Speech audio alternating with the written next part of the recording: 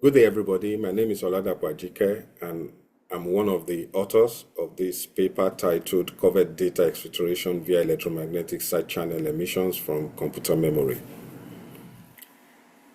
Now, what is an air gap system? An air gap system is a system that is isolated from public network, like the internet. They are perceived to be the most secured system, however, they are still vulnerable to various side channel attacks. They are majorly used in environments like the military and defense environment, like the SCADA system environment, like high security government facilities and organizations with highly sensitive data. Now, what led to this research work? In our quest to generate or develop a machine learning model to detect data exfiltration in an air gap system, we searched for the data set to use. However, we could not get any publicly, probably due to the sensitivity of such data sets. So we resolved to set up the lab, generate our data set, and build or develop our model. The second objective is for us to demonstrate a proof of concept that the RAM-based electromagnetic covert channel attack can actually be implemented. And thirdly, we wanted to confirm that, can we use low-cost, readily available hardware to carry out this attack? The overview of this research is shown on this slide. Now, we basically have two systems. The first being the transmitter, which is the air gap system where the sensitive data resides. And then we have the receiver system, which is the attacker system. They both run Ubuntu operating system.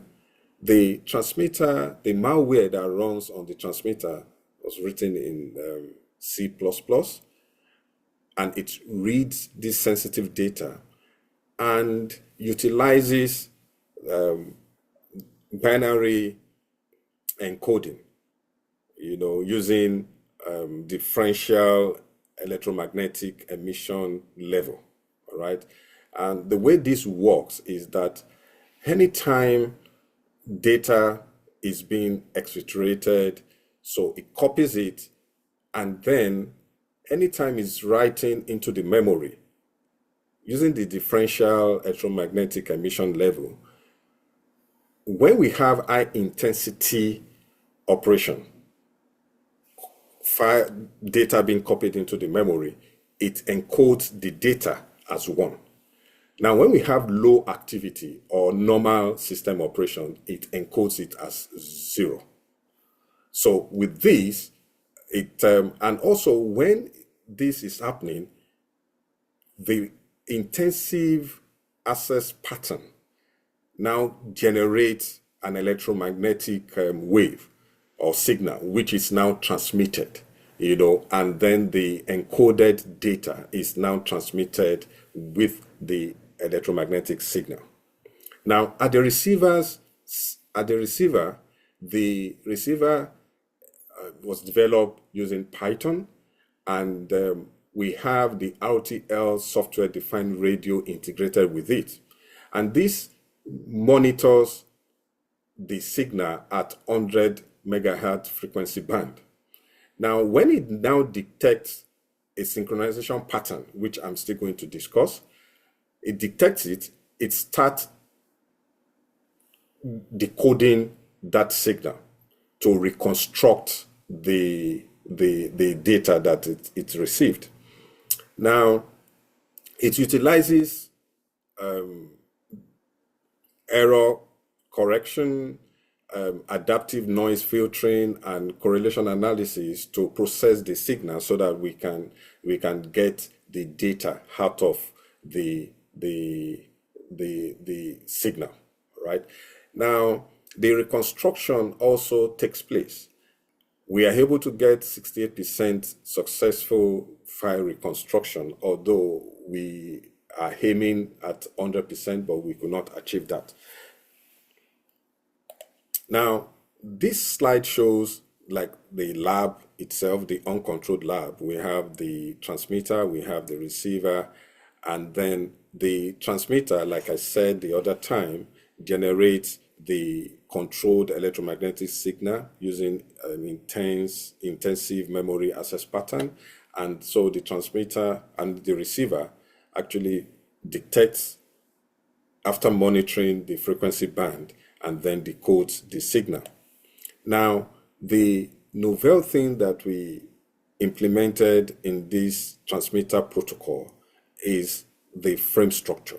The frame structure is divided into three. We have the 24-bit synchronization pattern, followed by the metadata, and then the payload.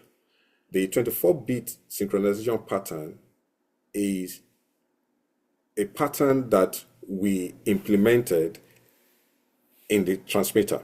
So when the transmitter wants to transmit, it first sends this 24-bit synchronization pattern with the data. Now the receiver looks for this pattern. Once it can detect this pattern, the 24-bit pattern, it says, oh, this is the signal that I'm interested in, and then starts decoding the signal. And that's how we were able to reconstruct the data that was exfiltrated. Now we utilize C++ because of its efficient memory management and real-time performance optimization for CPU-intensive computation. Now, the receiver uses correlation analysis to distinguish between signal and noise. Now, the data set that we generated during this work, we had 297,000 records with timestamp process metrics. Other features of this data set are the CPU usage, the memory usage, the read-write activity, and then we had a huge class imbalance because we had 1,179 anomalies and 295,000 normal operations. Now, but this class imbalance will be handled when we are doing the model development. Now, another interesting thing about the transmitter is that it captures real-time system behavior during malware execution. Now, if you look at the electromagnetic signal spectrum, you will discover that we had a baseline noise. All right, so this is the noise, the normal signal that we were receiving. Then at the 100 megahertz band, we discover a spike. Now, at this point, this is where the synchronization, the predefined synchronization pattern was detected at the receiver, and then it started decoding the signal. Now, we're able to get, initially we got 42% file reconstruction, but after we implemented error correction and adaptive noise filtering, we are able to improve this to 68%. Now, the data was transmitted at 1,000 bits per second. The signal quality metrics shows that we have a bit balance of about 95.9%, the entropy of about between 86% to 91%. Now, what are the challenges that we experience in this research? The first challenge was the bit level alignment. Now, due to the timing variation between the transmitter and the receiver, the bits were not aligning properly. So that is one of the challenges that we experienced. The second challenge was the weak signal that the transmitter was emitting. Now, when we tried to increase the gain at the receiver in order to get a stronger signal, we discovered that the noise was also amplified. So that was a challenge for us. Then the interference, the noise, the electromagnetic interference also, because it was an uncontrolled environment, was also a challenge. So what are the key contributions? So the key contributions are that we are able to prove that the RAM-based electromagnetic covert channel is possible and can be implemented. We are able to generate our data sets, and also we are able to enhance synchronization protocol using the correction and adaptive noise filtering.